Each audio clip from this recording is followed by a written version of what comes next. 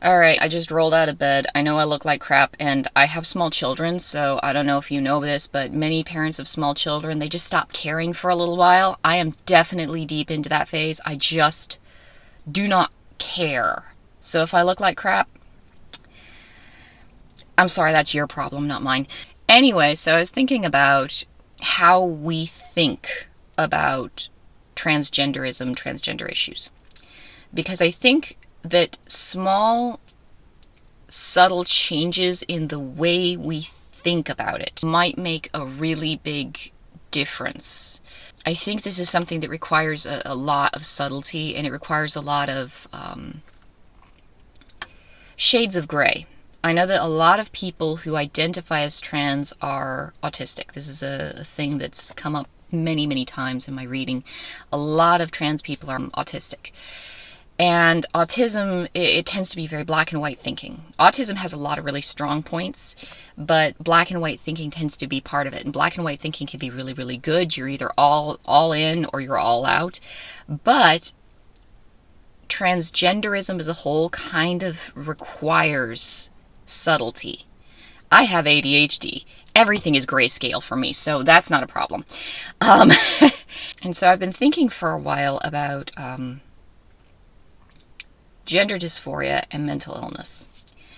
And one of the things I've been thinking is this idea that a lot of people have put forward, that a lot of people also argue against, this idea that mental illness causes gender dysphoria.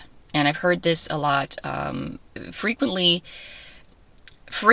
it's something that trans activists kind of bristle at, the idea that gender dysphoria is being caused by mental illness.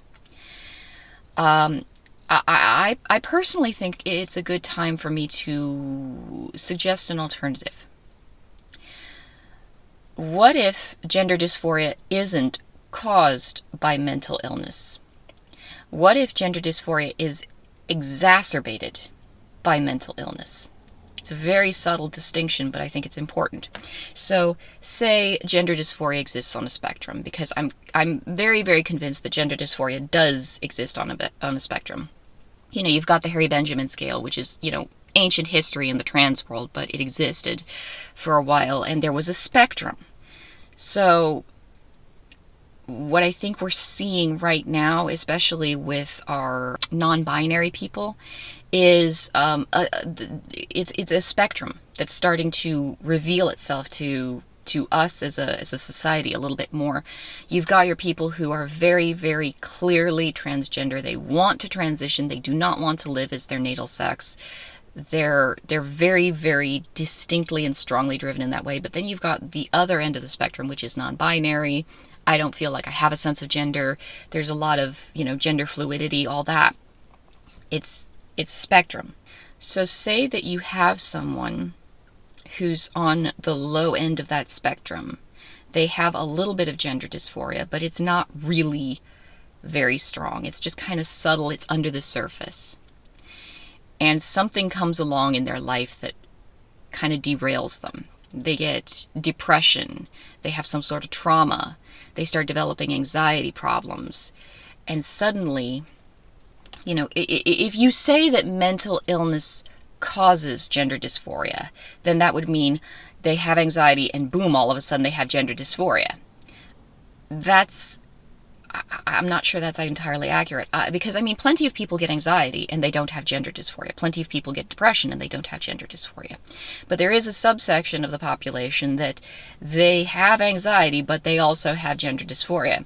And what the affirmative care model does these days is it's like, oh, well, you have gender dysphoria, so we're just going to give you full transition. We're going to change your pronouns right away. We're going to start you on some hormones. We're going to start you on some surgeries. We're going to get you moving, and that's going to fix everything. Which has had, in some cases, very disastrous results. So, it's not a perfect model. I don't like the affirmative care model.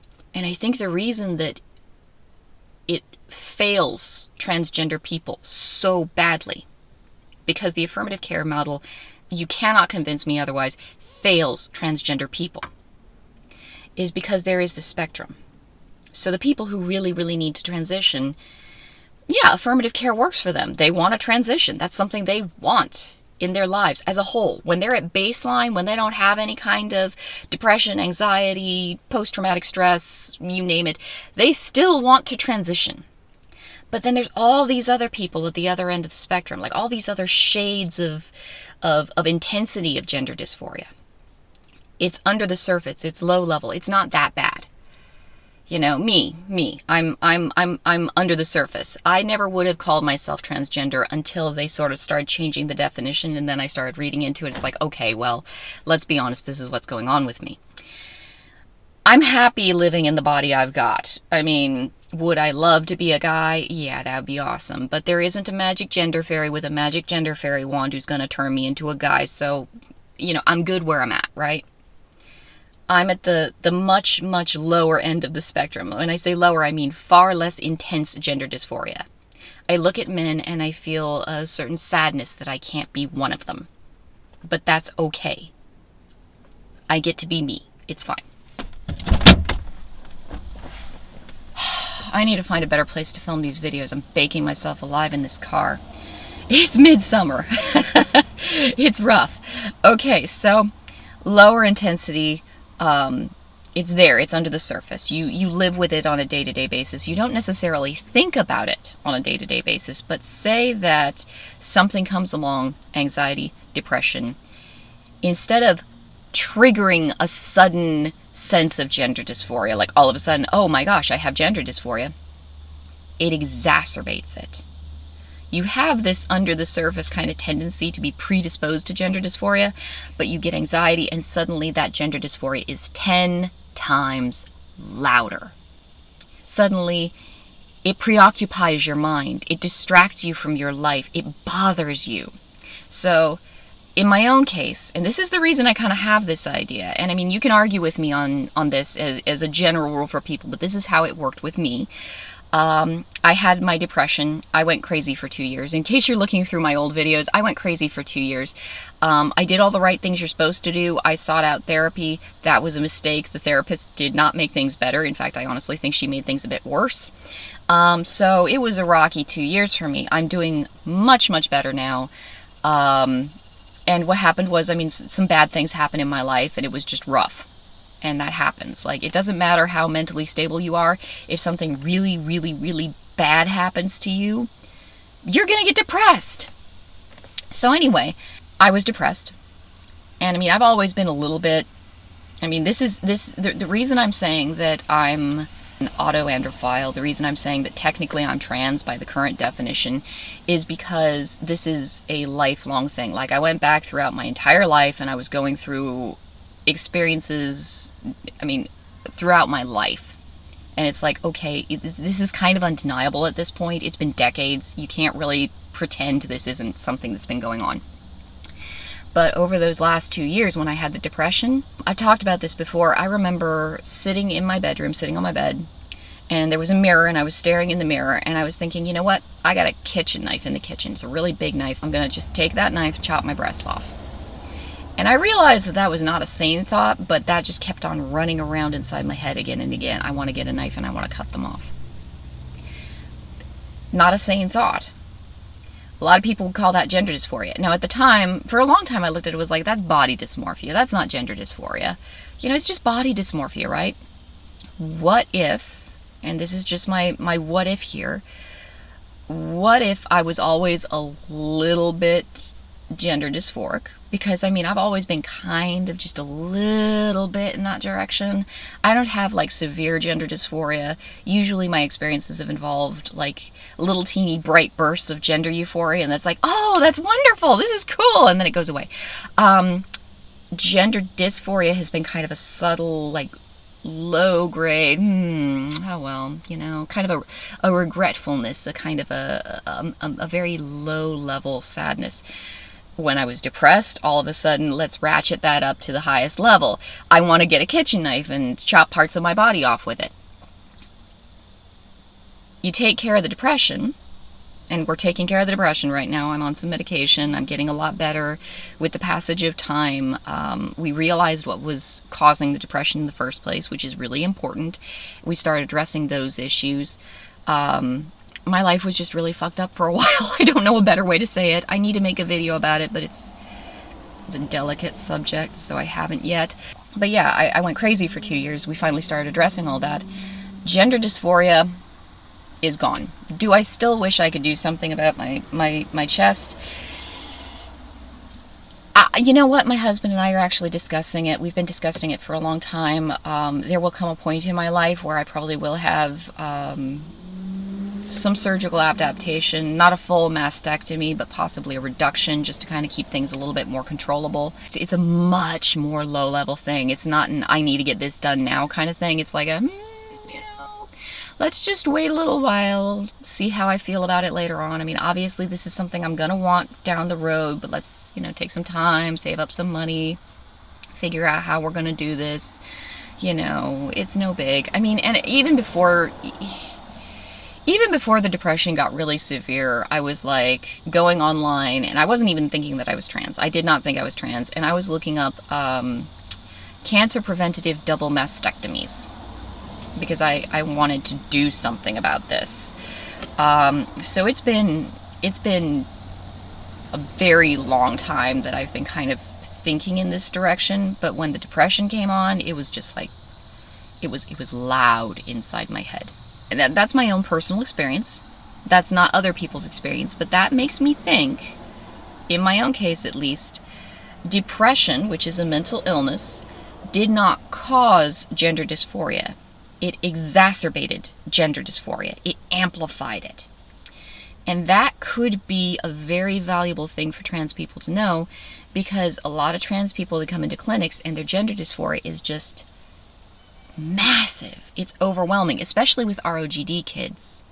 A lot of young people who are coming into gender clinics, they're like, I absolutely need all the surgeries, all the procedures, all the hormones, everything. I don't know what puberty blockers are, but I want them. And you find out that they've got autism, they've got post-traumatic stress disorder, they've got OCD, they've got borderline personality disorder. They got a lot of problems.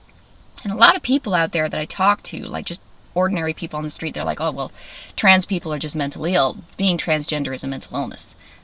I don't agree with that. I think being transgender is a part of the human experience. I think it's a part of human sexuality. And when I say a part of human sexuality, a lot of people are going to, jump down my throat at that. But think about it. You got HSTS, which a lot of people don't make these distinctions, but I think these distinctions are important. HSTS stands for homosexual transsexual. Old school term. Old school trans stuff, right? You can criticize it because it's got flaws, because it's all old school, but let's take the old school stuff and start trying to see if any of that applies to the world as we're interacting with it today, because some of it does. At about this point, I lost my train of thought and wandered off to the idea of mental illness and transgenderism. But before I get too far off the point, I wanted to mention HSTS is tied into sexuality because it's a homosexual transsexual, which I end up talking about a bit here, but AGP, AAP, autoandrophile, autogynephile, that's tied into their sexuality as well. The only one that really isn't tied into a person's sexuality is intersex. People with intersex conditions that might or might not actually be diagnosed who transition because their life is just difficult otherwise. Those are the only three that we've actually, kind of identified, categorized. There could be other categories that we haven't really looked at, and it would be very wonderful and probably advantageous for us all if we took the time to look into those categories and get a better idea of how those categories work. Maybe there are further categories that haven't been identified. These categories, of course, are important because if we know what's going on with us as individuals, we're far better equipped to make good decisions for ourselves, for our well-being, for our health, and for our future. But anyway, that's a bit off the point. You got your homosexual transgender person who is just extremely, extremely gay. Lack of a better word. Very, very gay. Hyper, ultra gay. Extremely in boys. Frequently it was noticed in boys because you can be a masculine woman in this society with very little pushback. It's very, very difficult to be an effeminate man in this society. I think that's one of the crimes of our society today, is that we have no space for effeminate men. And I love effeminate men. I love men, but I really love effeminate men. And it's like, why don't we have a place for you guys? And we just, it's like it just kind of slipped our minds. Like, oh yeah, effeminate men exist. We're going to demonize them and hate them and treat them terribly. Like, dude, what the fuck? Anyway, effeminate men, HSTS, frequently gay, they just, they desperately want to transition. They're not mentally ill. I've talked to some HSTS people. Some of them have undiagnosed intersex conditions, so their body is just not processing testosterone properly. That was one of the ones I talked to. Being male just didn't work for this individual. Others, they're just extremely effeminate, and it's just, some of them genuinely just wish they could be a woman. And some of them, it's just easier and safer to be female in the society, which again, I think is one of the crimes of our society, that we're not more accepting of extremely effeminate men, extremely gender non-conforming men. That's not a mental illness. That's just the way you are. You exist. It sucks that we aren't more accepting of it just being the way it is. That's not a mental illness. But then you've got people who are mentally ill, who are transitioning, and a lot of people are looking at that and saying, oh, well, all transgender people are like that. No.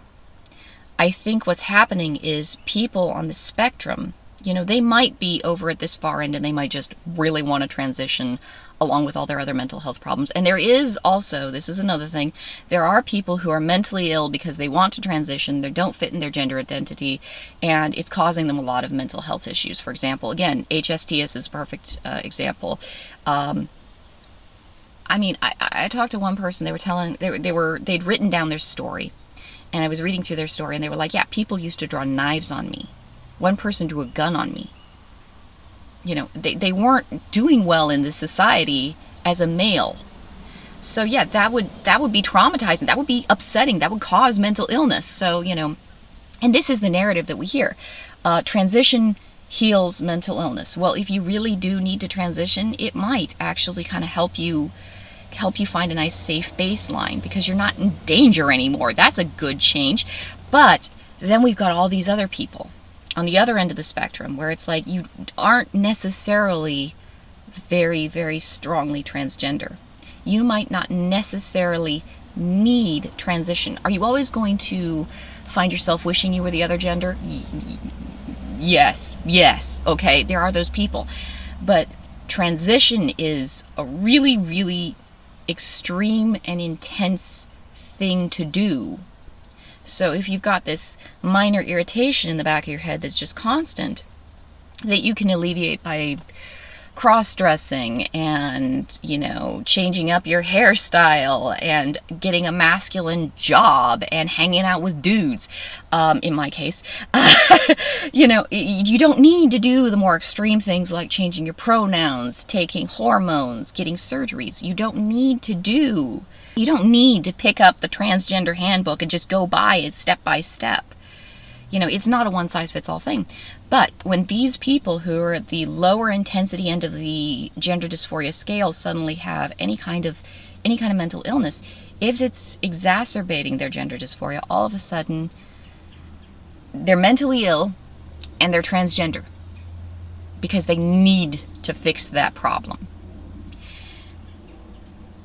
If you treat the mental illness and you get that person back to baseline, does that gender dysphoria that's so loud in their head start to quiet down and settle down a bit?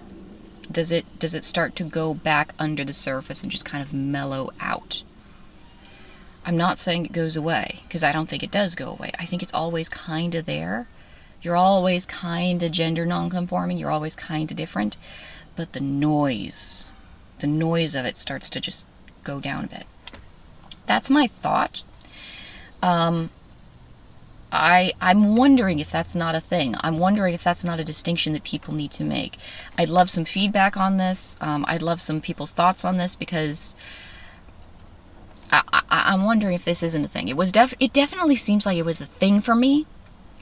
And I think that when it comes to the treatment of people who have, gender dysphoria, especially ROGD people, it might be really good to do that. Like, a lot of people say, oh, that's conversion therapy. You know, somebody comes into a gender clinic, they're like, you know, I have gender dysphoria. And you're like, let's see. Do you have anxiety? Do you have OCD? Do you have PTSD? Are you gay, and are you just not comfortable with it? And they get mad because it's like, hey, I came to you to treat my gender dysphoria, not to look at my other shit, okay? But I do think it is important to look at all this other stuff, because your baseline where you're happy and healthy and everything's okay, might not necessarily need to have, you know, an orchiectomy. You know, you're having your testicles chopped off. You might not necessarily need to have your penis inverted. You might not necessarily need to have your breast chopped off. You might not necessarily need to have hormones that might sterilize you. You might be much more comfortable once that depression is lifted off of you, once that anxiety is lifted off you, once that PTSD has been addressed. You may be much more comfortable just being a raging tomboy. You know, you might be more comfortable, you know, maybe taking estrogen, if you're a guy, taking estrogen, but not necessarily having the full surgical works done to you. You know, once you lift those weights off the top, that gender dysphoria might not be as loud as it seems. And I think this is something that people need to look into, because right now there's no subtlety when it comes to transgender care. No subtlety at all. You have gender dysphoria? Let's chop your dick off. Easy. There's no subtlety. And I'm afraid that, especially young people with ROGD, they just want to fix the problem. You know, when you're young, you want to just do something. You want to be proactive. You want to go in there. You want to fix the problem. You want to take care of it. You want to move on. This is part of youth, and it's a valuable and important part of youth in many ways. It's a part of my own youth. When I was young, I was like that, and everybody was like, oh, just be patient. It'll be fine. It's like, no, I got to get my shit in order. And I did, and it was a good thing for me, because the people would have had me wait around to take care of my problems. They would have had me waiting around until I died of old age. When you're young, you need to be kind of spontaneous, but I'm afraid that what's happening is there's no caution coming along with that spontaneity. There's no system of checks and balances coming along with that spontaneity. And I'm not the only person to say this, but I'm trying to illustrate to you guys why those checks and balances could be very, very important. Because you might be ROGD. You might be full steam ahead, let's transition me, let's make my problems better. And you might not actually need transition, or if you do need transition, you don't need the same level of intensity of transition, the same level of surgeries, you know, bottom surgery. Bottom surgery is extremely complicated and invasive for a female to male transgender person. You might not need it, and if you don't need it, you don't want it. But if you have all this weight of other mental health problems, it could just be making that gender dysphoria so much louder. Now, I'm not a psychological professional. I'm a retired stripper, so this is just something I'm putting out into the ether. I want to hear other people's ideas, other people's thoughts, other people's feedback. But this is something I'm thinking about, and it's something I think needs to be discussed, because I see a lot of questions just kind of floating out there in the air, and no one feels comfortable discussing them. Nobody feels comfortable asking these questions, because, you know, you don't want to sound transphobic, you know. I don't care. Retired stripper. I'm used to society having issues with me. It's okay. Tell me what you guys think. I hope you're all having a wonderful week, and I will talk to you guys later.